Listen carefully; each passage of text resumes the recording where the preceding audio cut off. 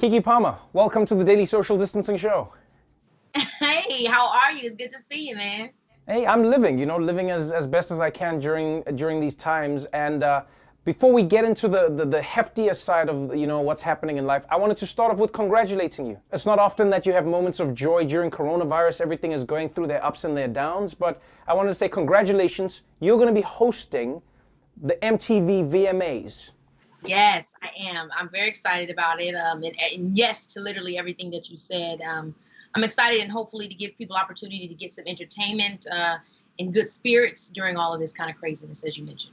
I have a serious question for you about the trajectory of your career. What do you think is more impactful in your life? Doing, major things like being in movies and in TV shows and hosting your own, hosting award shows, etc., or being turned into a meme?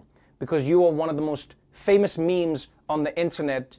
I mean, everyone sends it to me. Everyone just uses it for everything. They're like, well, you're just like, I don't know this man. I don't know anything about this man. I don't know who this man is. Like, that must be your greatest achievement, right? I'm not crazy. No, you're not crazy, and it shows how much we're here, Trevor, because literally, I think the coolest thing in life is becoming a meme, point blank, period. Because you're part of pop culture. Like, you're part of how people, like, say, it's like being Shakespeare, but of 2020. You know what I mean? People use you to finish their sentences in a message. Has anyone sent that to you to finish, like has anyone sent you as a meme to you to argue with you? That's what I want to know.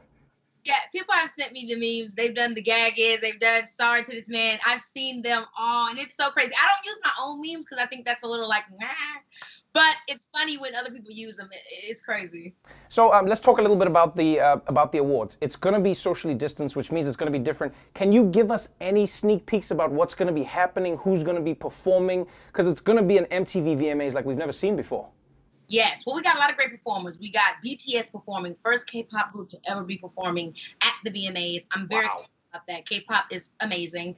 As well as CNCO, we've got Doja Cat. Very excited to see her perform. We've got DaBaby and a bunch of other great people performing. It has some surprises in there. And to your point, yeah, it's definitely going to be different this time, but we're still finding ways to make sure that the audience is still a part of the show in the same way that we expect with the VMA. So, I'm really excited. We have this one drive-in setup. That's all I'll say. That is really, really cool. But we still want to make sure we keep everything safe.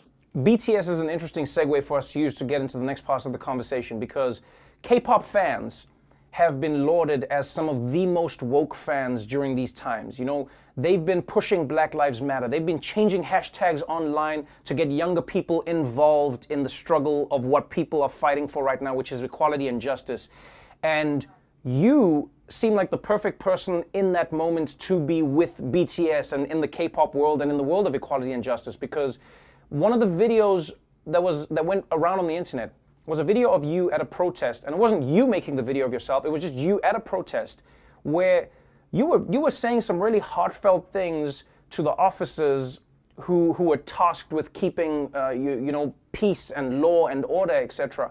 I would love to know, like, what was going through your mind when you were speaking to them? Like, did you hope to get through to them? Was it you venting, like, what you were feeling in that moment? I wanted some answers. I think at that moment I had been having so much festering at that moment that I felt when I saw them there, their priority was to keep the building safe. And I just kind of thought to myself, well, how great would it be if we all were together, because the reality is the buildings, they can be rebuilt, but it's the people and the lives that we're losing to, senselessly, that can't be. So I just wanted in that moment, like, at the end of the day, we're all fighting on the same team. Even when I think about all the things that do happen within the military and the injustices that we're fighting against there as well.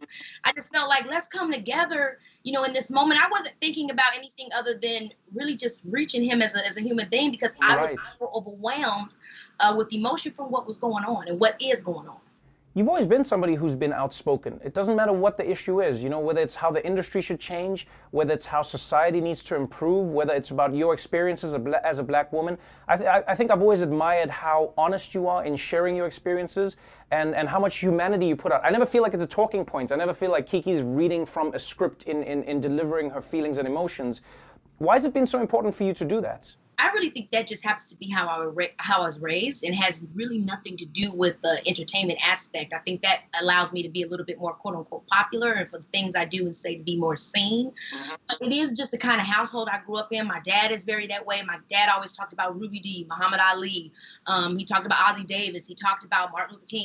We would go on tours together, my dad and I, with Bernice, when I was a kid. And so I think just kind of trying to be aware and also carrying the understanding of what it means to be a Black American and just our history in this country in particular. There's just been a little bit of that responsibility that I felt at home that I think just happened to travel its way through my work. And I happen to be a passionate person as well, and that's how I express it. I think one of my favorite things about you, though, is you express the complexity of being Black in a way that few people truly understand. Being Black comes with a lot of pain, but being Black has also created from that pain a lot of joy. You know, being Black is able to tell jokes, being able to sing, being able to dance, whilst also fighting against systems of oppression. That's what being Black is. And I feel like Keke Palmer represents that. I mean, like, while you're out there fighting, while you're out there protesting, you're also still creating.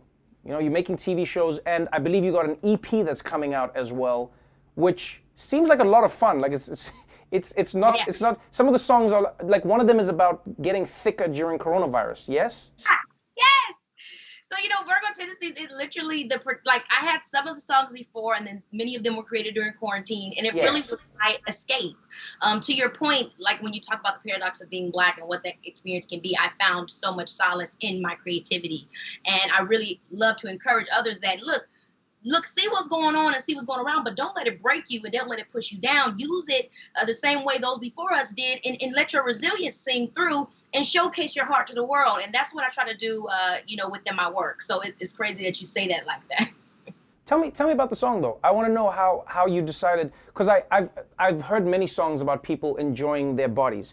I've heard many songs about people being thick, or people being like, I'm thick like this, I'm thick like... I can safely say this is the first song I've heard about someone experiencing the thickness derived from coronavirus specifically, and being indoors and stuck and just eating and living the good life on the couch, essentially. Because that's the attitude that I was experiencing at that time, is like, and I wanted to embrace it, and I wanted to put myself in this space that allowed me to kind of still access a feeling of freedom, even though we were being so caged in. And so I didn't want to let myself get to the negative bag of the fact that, oh my gosh, I'm getting more weight, I'm spending more time on the couch. But you know what? I'm getting thick, and you know what? I'm living it. I'm loving it. I'm vibing it. I'm not going to let this scenario steal my joy. I'm still going to love myself and vibe out. And that's literally the energy of the whole project, because I felt that's what I needed during, especially the beginning half of COVID.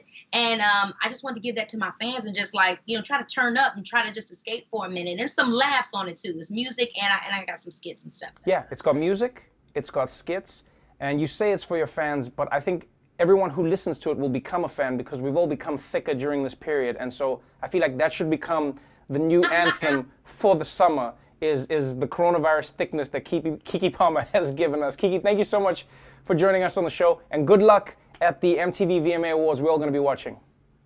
Thank you, Trevor. You were the best. Bye.